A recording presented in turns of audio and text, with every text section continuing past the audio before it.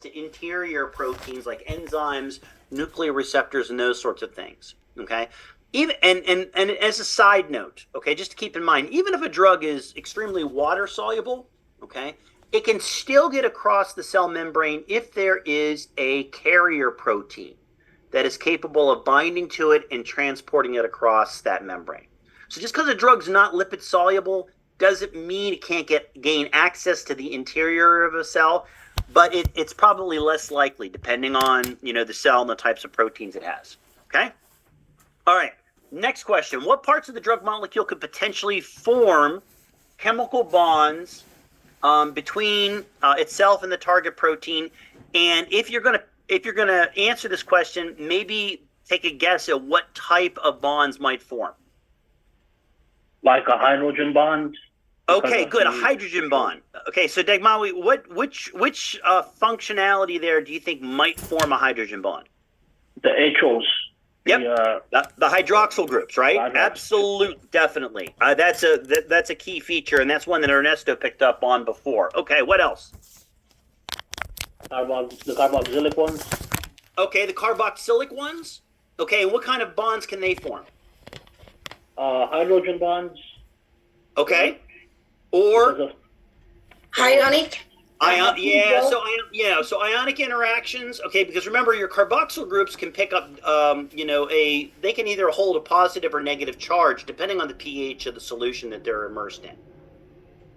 Okay, so again, typically with those types of functional groups, we see ionic interactions that are formed in drug molecules. What else? Van der Waals interactions with the Van der Waals. Which one, George? The benzene rings. Yep, the benzene or aromatic rings. Absolutely. Those are the three big ones that I see there. Okay, so again, if I were to give you a drug molecule on an exam, something like this, very simple, got a couple of different functional groups on it, you should be able to pick out the functional groups that could potentially form chemical bonds and identify what types of bonds that they can form. And it would be as simple as this. Okay? And oh, by the way, I would never do any kind of functional group that might form a covalent bond. So you don't have to worry. You can eliminate that one as a possibility because there's just too many variables involved in that. Okay. I have a question. Yes, sir, Jose.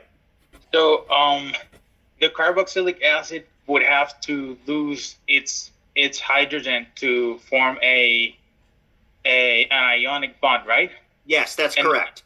And you would still think about it in terms of carboxylic acid, even though it became its conjugated base? Yeah, absolutely.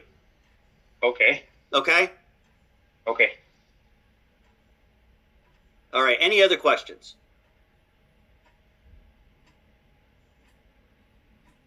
All right, great. So again, hopefully all of you, again, if you have questions about any of the memoranda stuff, please email me or let me know, set up an appointment. We can go through that. Hopefully everybody's kind of got the correct answers to that. Now all you have to do is upload that to Brightspace. Okay? That's all. You will get credit if you upload it to Brightspace. So don't forget to do that. It's that simple. All right? Would that be due to the after class? Pardon me, George? Would that be due? Would this be due after class? No, it's due the day of the exam, I believe. So they're all due on one particular day. So I mean, if you want to wait until right before the exam and upload all of them, that's great. Because I am not going to look at them until after the exam is over. Okay? You should be able to see the specific due date on Brightspace. I can't remember it right off the top of my head, but I know it's either the day before the day of the exam. And if you have any questions about that, email me and I will definitely find out. Okay? Ines, do you have a question? Yeah, can you add a Dropbox for that, because there's nothing that shows where to submit it on Brightspace. Oh, okay, great. So there's no link for it to upload it. Okay, I'll take a look at that today and make sure I get that taken care of. Just hold on to these, okay? There is a submission spot for it under the assignments because I've already turned it in. Oh, okay, there is. All right, great. Thank you, Sean. I thought I had it set up, but my Brightspace, I'm not. There's some things that I'm still a little awkward with. So if you're having trouble finding that, let me know. All right? Fantastic. Thank you for that. All righty. So let's get back into the material here. Now, memoranda number 2, after today, well, actually, you should be ready to answer memoranda number 2 and probably memoranda number 3 over the weekend. So I'll give you a little bit of work to do today and tomorrow. They're nothing extensive, but I will definitely memoranda 2 you can do over the weekend, and I'll let you know by the time we get to the end of class whether I think you can do memoranda 3. Okay? Excellent. And again, don't forget about the self-assessment questions in the Word document. Okay, I'm using the PowerPoint presentation, but the Word handout has practice questions after each section. So there's a set of practice questions after receptor theory 1. There's a set of practice questions after receptor theory 2. So again, those are really good practice questions for you to attempt to do as we're moving through this. And I will be posting an answer key to those questions maybe about a week before the exam. But you want to be able to practice those now because they'll give you an indication of whether you need some help or assistance with this material. Okay? Great. All right, let's see here. Let's see. Minimize that. And let's see here.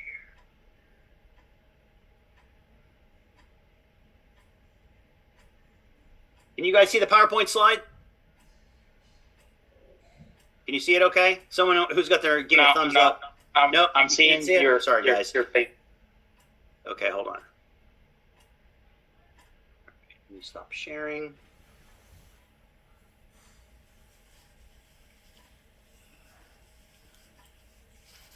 Quickly, we become that, right? And I'm going to share. Perfect, here we go. All right, everybody can see that now? Perfect. All right, this is where we left off yesterday, really beginning to talk about the concept of binding affinity. Now, I know Dr. Chatterjee went over some of this in biochemistry for you, and hopefully talked to you, about it from a kind of a biochemical standpoint, and maybe got into a little bit of the drugs components to it. Now, what I want to do is really take a little bit of a deeper dive into why binding affinity is important to understand from a drug receptor interaction standpoint and what that means. When a drug has a high binding affinity or low binding affinity, what is that? What are the implications for that clinically? Okay. We said at the end of class on Wednesday that binding affinity, there's a couple of ways to describe it. We've got a verbal definition, there's mathematical equations, and a mathematical definitions that we can use to describe this. But in general, when you're looking at it from a 30,000 foot perspective, binding affinity really describes the strength of the interaction, okay, between a drug molecule and a receptor molecule. So how tightly they will bind together. And if you think about the properties of a molecule that would make it a good drug, one of the things that it needs to be able to do is to bind to a target protein and alter the activity of that protein in some way that will lead to a therapeutic response. And in order for it to do that, it's got to have a high degree of binding affinity. Okay. Again, some drug molecules have a high degree of binding affinity for just one protein. Other drug molecules, and I use this term at the end of class, we use this pharmacologically, are more promiscuous, meaning that they will bind to multiple proteins or receptors. Okay. And that can cause problems. And we'll talk about that in a minute. Now, when we take a look at another definition that we have to kind of explore when we talk about the mathematical modeling of binding affinity, is that binding affinity can be expressed mathematically in units of concentration. And in general, when we think about binding affinity, we there's kind of a general understanding amongst scientists that when we talk about a concentration that refers to binding affinity, what we're talking about is the concentration of drug required to bind 1/2 of the receptors in a fixed receptor population. Okay, so 50% receptor occupation. So drugs that are able to bind to 50% of the receptors in a receptor population at a very low concentration or a low amount, okay, have very high binding affinity. Okay, drugs that will bind 50% of our receptors in a given receptor population, but can only do that at a very high concentration when applied at high concentrations to that system, have a low binding affinity. Okay?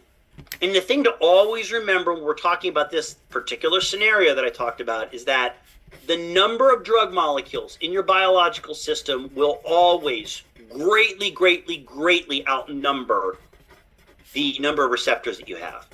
Okay, so in any biological system or biophase that we're talking about, and remember that's the fluid surrounding the receptor, you'll have millions and millions of drug molecules, but only thousands of receptors. Okay?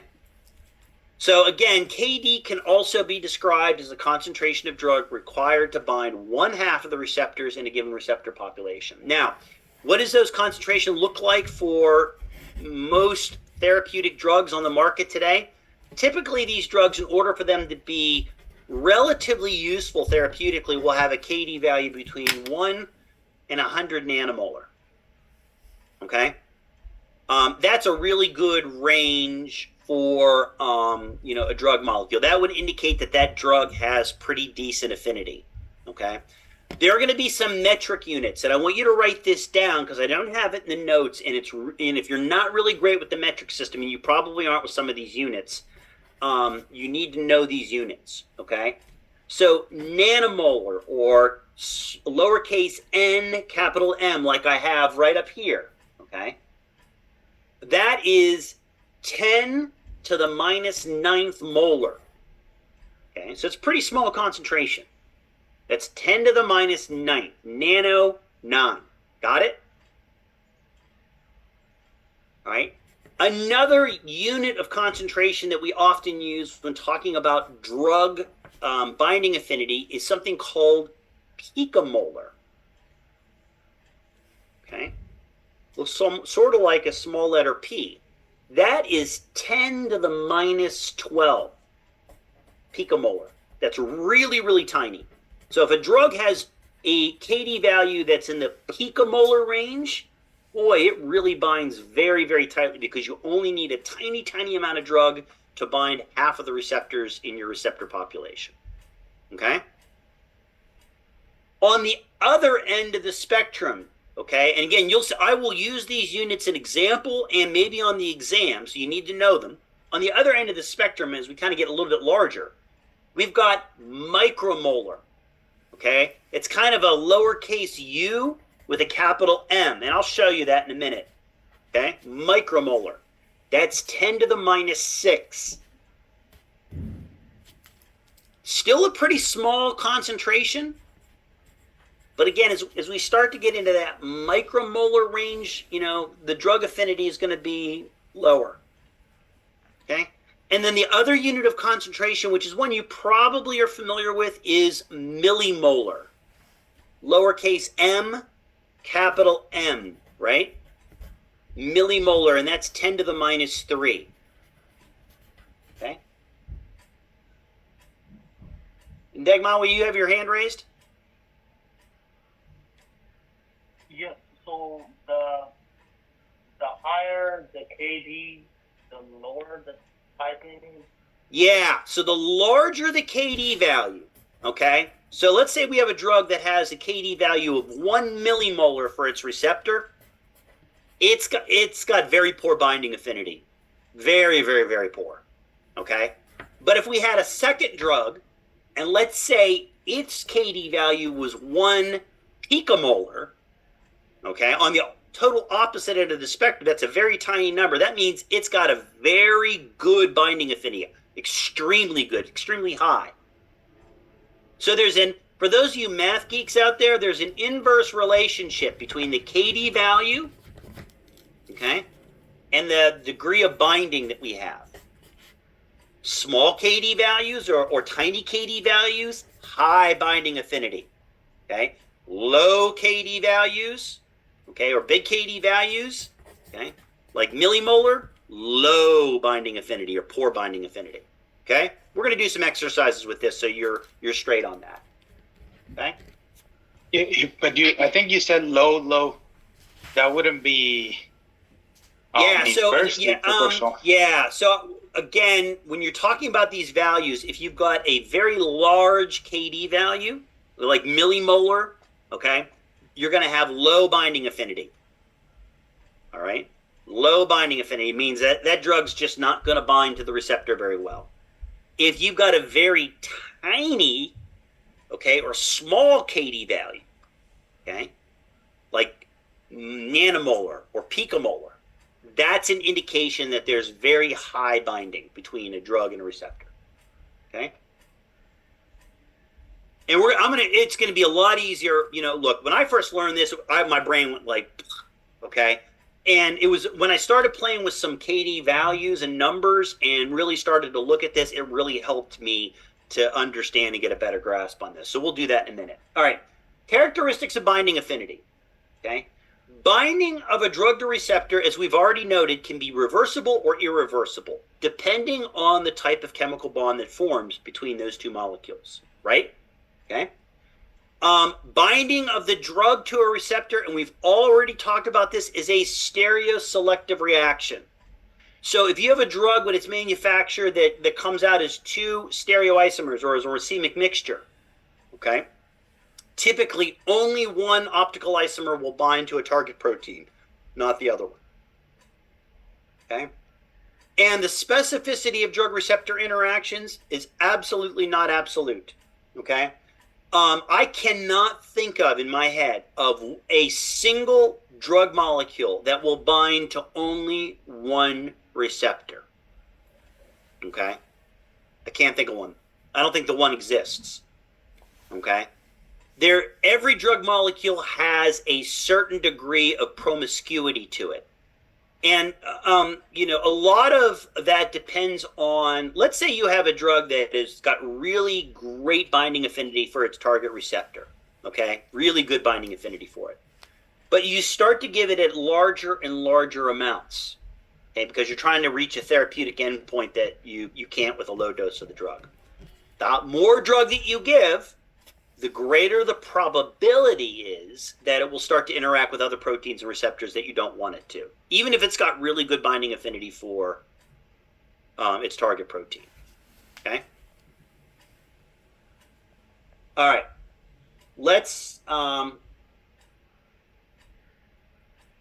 take a look at this particular, okay? Let's take a look at this particular example here. We're going to do a little work and practice with this. All right, consider the following scenario. We are running a laboratory experiment to compare the binding affinity of two new drugs. Okay, we're trying to measure their binding affinity. Drug A and drug B, two drugs. Okay? We take each of those drugs and apply them in the same concentration to two identical pieces of tissue, biological tissue, each containing the exact same number of receptors. And that receptor is receptor X. That's our target receptor that we want our drug to bind to. Okay? So down here I've got kind of a cartoon picture describing this particular scenario. On the left here, we have drug A that is added to our biological system at a concentration of 100 nanomolar. And we want to see at that concentration, how many receptors does that drug bind to? Here we have our biological system and it contains 10 different receptors, receptor X. Okay, 10 different receptor X molecules. Over here, same deal. We've got drug B, same concentration, same biological system with the same number of receptor X. All right, now let's take a look at both of those. You can see here on this side that we've got a couple of drug receptor complexes that are being formed. And over here, we've got a couple over here. Right? Which of these drugs do you think has a greater binding affinity for receptor X based upon the picture that you're seeing there? Drug A or drug B? Anybody want to take a shot at that? Drug A. Drug A. And why would you say drug A? What's your reason for that? You're right. High affinity? Pardon me, Inez? Is it because of the affinity? Yeah, and how do you know it's got a greater affinity? By looking at that picture. Is it based on what is? Never mind, I don't know. No. Look at the picture here. So if we compare the number of drug receptor complexes that are formed here, how many are formed with drug A? 5, and then 5. And how about with drug B? 3. right? So we're adding both drugs at the same concentration to our biological system. But when drug A is added, it forms 5 drug receptor complexes. But when drug B is added at the same concentration, it only forms 3. Okay? Now, here's a trickier question. You guys are doing good so far. Can you tell me something about the based upon the definition of what you know about the KD value, can you tell me something about drug A's KD value and drug B's KD value? Is there anything you can tell me about it? Yes. Go ahead, Heidi. The drug A have a lower KD, and the drug B have a high KD. Higher KD, right? And Katie, can you tell me exactly what drug A's KD value is? You're right. I only know that when we have a lower KD, we have a high affinity. So, Yeah, absolutely. Remember the definition of KD. It's the concentration of drug used that can bind half of your receptors. the half, yes. Yeah. So if we take a look at drug A at 100 nanomolar has bound to half of the receptors. Yeah. So we can actually, just serendipitously, by accident, we've discovered what the KD value is here for drug A. It's 100 nanomolar. Because when you apply it to this biological system, it binds to 5 out of 10 of the receptors. Okay? Drug B, can we tell anything specifically about its KD value? Yes, it balances just 3, so it's up to half of the concentration. Yeah, we're not up to half yet, right? So, maybe We can if say it's below up, 100. Yeah, it's below. Yeah, so it's actually going to be above 100, right? No, above 100 nanometers, yes. Right. So let's say with drug B, let's say we added 500 nanomolar. Let's bump up the dose a little bit. Now we get 5 receptors that are bound up. That's going to be the KD value for drug B. Okay. Very good. You guys did a great job. Anybody have any questions about that? Dagmawi, go ahead. Anybody, is it 100 nanometers? Nanomolar. Nanomolar. Yeah, that's my way. I said it wrong. Oh, that's okay. I'm sorry. And sometimes I do that too. Nanomolar. Yep. So, but they have the same kind of Does it nanomolar. mean So that how, if we how tend do to you increase the determine concentration, it's going which to one have a increase higher the... affinity? Like, which Yeah, one? that's great, right? They both, and that's a great question. So we've applied both drugs in the same concentration, right, to our biological system. The way you can tell the difference between the KD, the binding affinity, is under each of those circumstances, which are identical. Okay, drug A binds to more receptors than drug B does. But then they have the same KD value. So how did? No, they don't have that. That 100 nanomolar is not the it's not necessarily the KD value. It's just the concentration of drug that we're applying to our biological system in this pretend experiment. It just so happens that for drug A, 100 nanometer, I'm sorry, I did it myself. 100 nanomolar turns out to be the KD value. Okay. Okay? And it just happened by accident. Typically, just for those of you that are interested, when we're doing this is actually kind of a real experiment that we do with new drugs. We'll take a drug that we are developing and we apply it to a biological system that contains the receptors that we want it to interact with, and we apply it at a very low concentration and then measure the number of drug receptor complexes that are formed, and then we just keep bumping the dose up and measuring the percent of receptors that get bound up by the drug until we hit 50%. And then we know that that's the KD value. Okay, that's how we do that. All right, and you guys will have an exam. You guys will have opportunity to practice this even more. All right, now we're going to talk about 2 concepts that I know that Dr. Chatterjee introduced to you, and these are really important from a pharmacy standpoint for you to understand. Okay, and these 2 terms are very closely related, and because of that, it can get a little bit confusing sometimes for students to understand them. Okay. What I want to do here is I'm going to jump forward a couple of slides, okay? Because I don't want to start talking about specificity first. The 2 word terms we're going to talk about are specificity and selectivity. I want to start with selectivity first, okay? because I think that's a kind of a more of a broader term. Okay.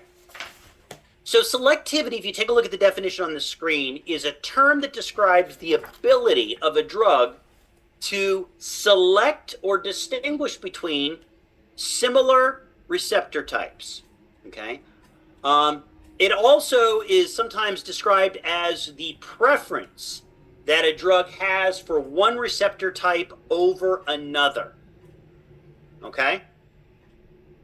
So again, let's say you guys, everybody here, hopefully, maybe there are a lot of you here that love ice cream, right? Okay, you go into your favorite ice cream shop. And if you don't have one, talk to Dr. Foles. She knows all the good ice cream shops around the area, right? You go into your favorite ice cream shop and there are 20 different flavors there that you can choose from, okay?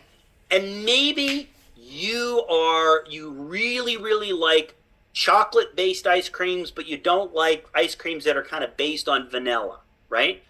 So your preference is chocolate ice creams over vanilla ice cream. So you select for this group of ice creams versus this group of ice creams over there. That's selectivity. Everybody got that? Okay. So again, drug molecules kind of have that ability to select between two different receptors or two groups of receptors, depending on, the drug's makeup in terms of what kind of atoms does it have or what kind of chemical bonds can it form. That is really what determines its ability to distinguish or select between two different groups of receptors. Okay, let's take a look at some examples here.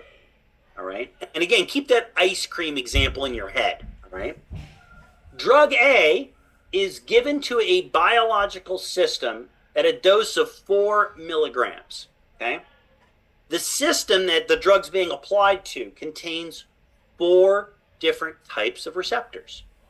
Okay.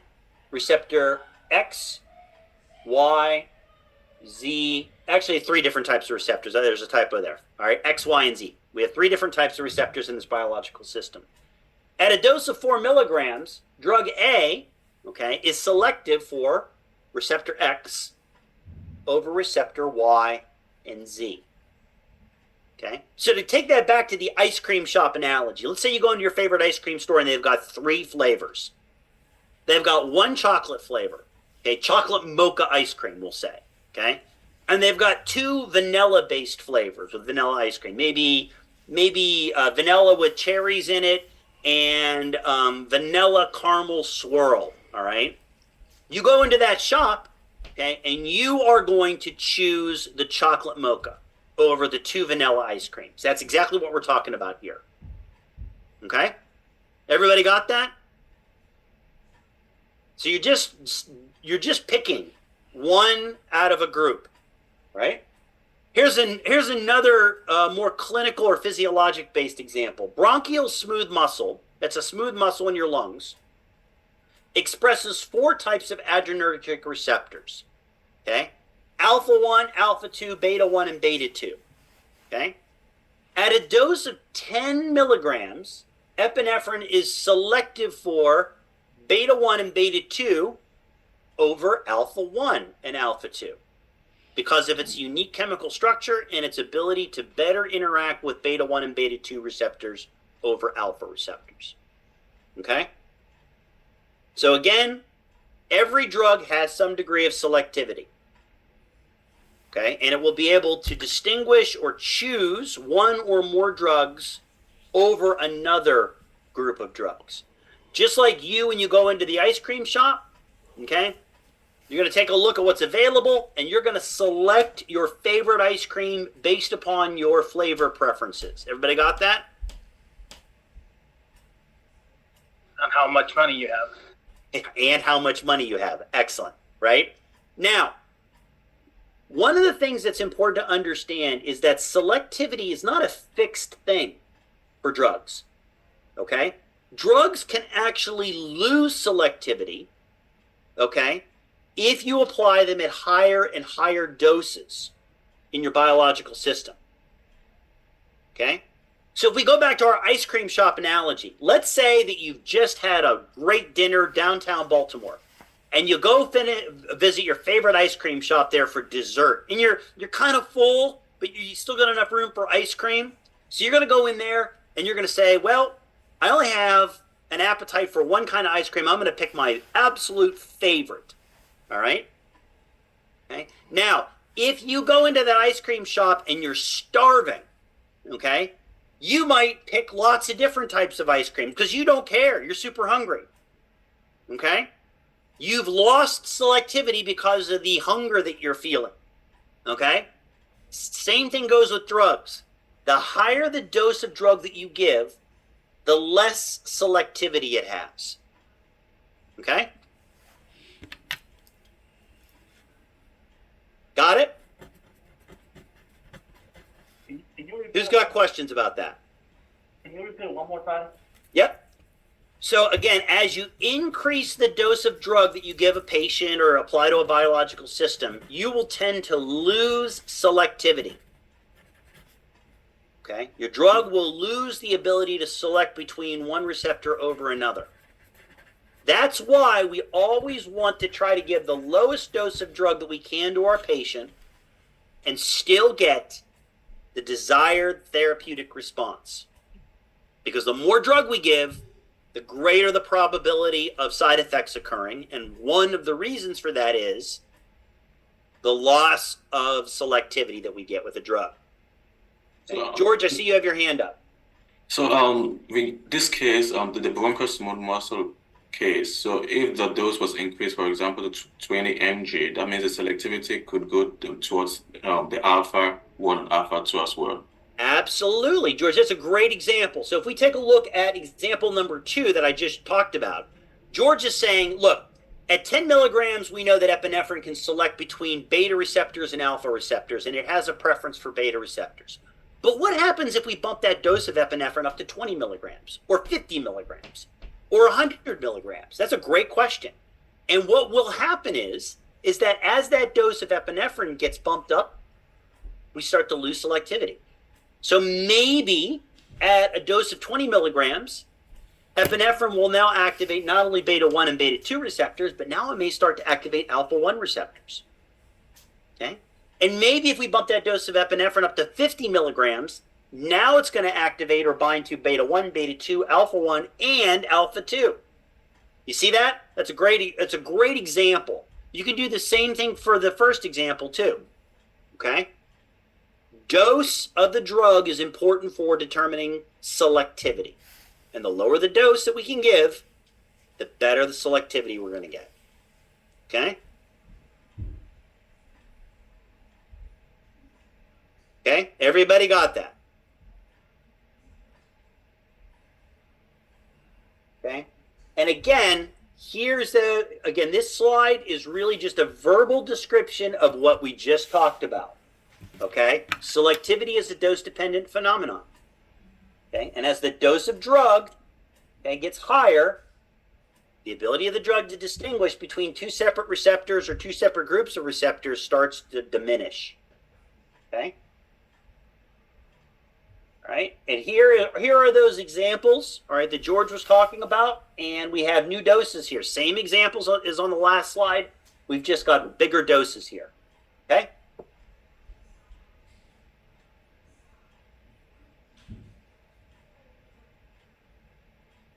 And in general, we talk about that chemical bond formation and how it relates to selectivity, okay?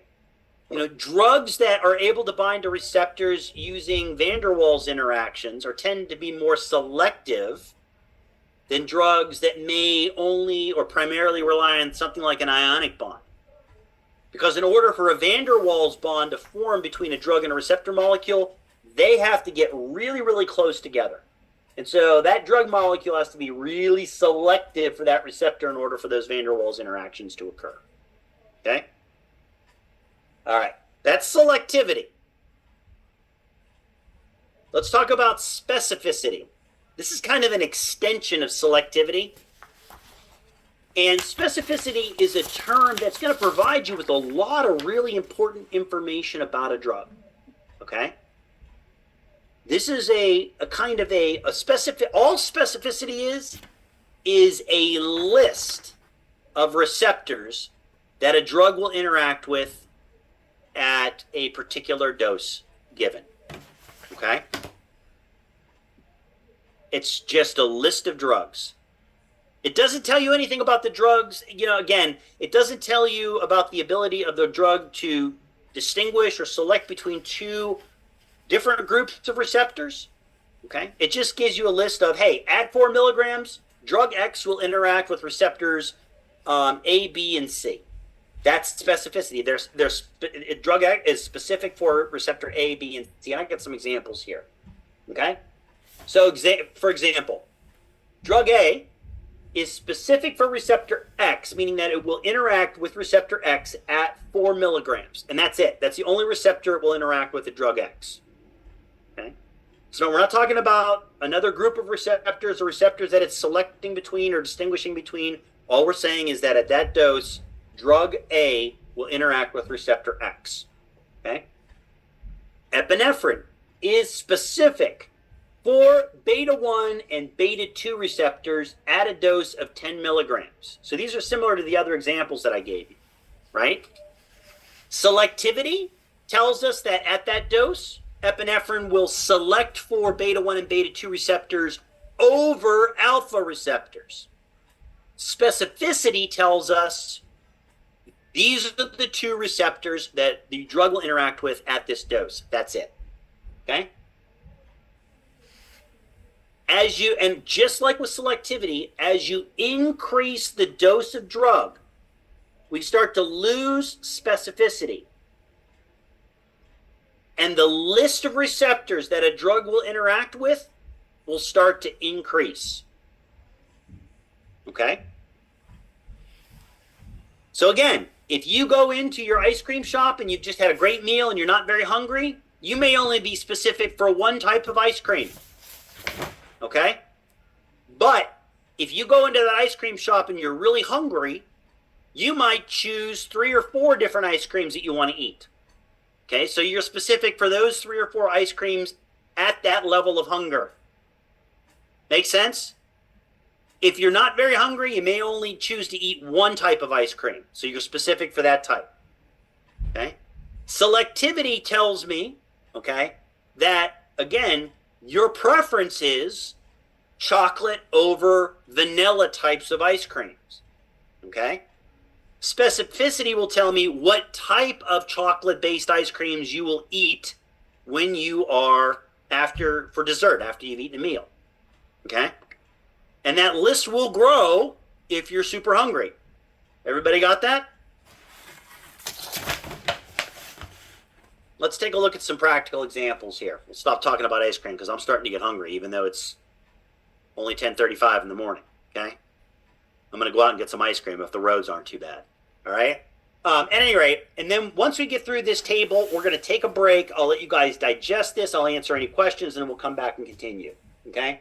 So we've got a table here that gives us some examples of drug specificity. Okay? Let's take a look at these first 2 rows here. Drug A. Here we have drug A given at 4 milligrams, and we'll have drug A given to our biological system at 40 milligrams. Okay? And we're going to kind of see how that specificity changes between those 2 doses. Now, you can already make a prediction that, again, as we increase the dose of drug that we're going to give, we're going to increase the list of receptors that drug will interact with, and the receptor specificity starts to decline, meaning it will interact with a bunch of different receptors. Okay? So, at a dose of 4 milligrams, drug A will only interact with receptor X. It doesn't interact with receptor Y. It doesn't interact with receptor, the beta 1, beta 2, alpha 1, or alpha 2 receptors. So what we can say here is that drug A at 4 milligrams is specific for receptor X. Okay, that's the receptor it interacts with. Okay. We could also say, if we're going to talk about selectivity, at 4 milligrams, drug X will select for receptor X over receptor Y. Okay? It has a preference for one over the other. Okay? Now, let's see what happens when we bump that dose up by tenfold. Now, at 40 milligrams, drug A will bind to both receptor X and receptor Y.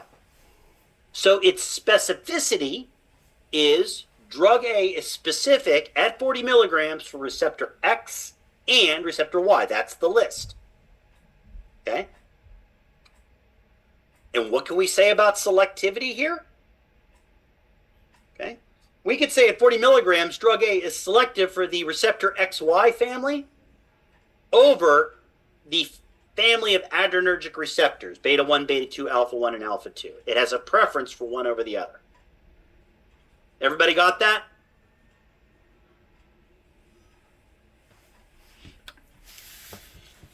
Great. All right. Now let's take a look at epinephrine. Again, a practical example here. Okay? At 10 milligrams, I want you to take a look at this table. I want you to tell me what the specificity is for epinephrine at 10 milligrams and at 100 milligrams. All right, and so all I'm asking you to do is to very simply look at the table and tell me what receptors epinephrine will interact with at 10 milligrams. What is that list of receptors? And what receptors will it interact with at 100 milligrams? At 10 milligrams is specific for beta 1 and beta 2. Yep, beta 1 and beta 2. And And how 100 about somebody milligrams. else for, and so Jose, that's great. Let me get somebody else for 100 milligrams. Anybody else? Want to volunteer? 1 and 2 and alpha 1 and 2. Exactly, that's the specificity, and that's very good. So it's and what can we say about how the specificity had changed between those two doses? Has the specificity gotten better or worse? It's less specific. Yeah, it's less specific, right? And again, we could predict that. Anytime we increase the dose of a drug, we tend to lose selectivity and specificity, and that can lead, that's one of the reasons that can cause side effects. Everybody got that? All right, you guys are doing awesome. I'm very impressed.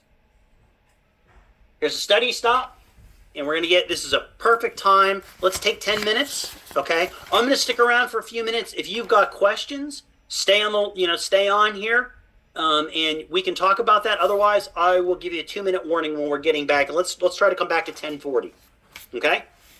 Dr. Culhane, Yeah, Haiti. can you repeat the last thing that you speak about specificity and And selectivity?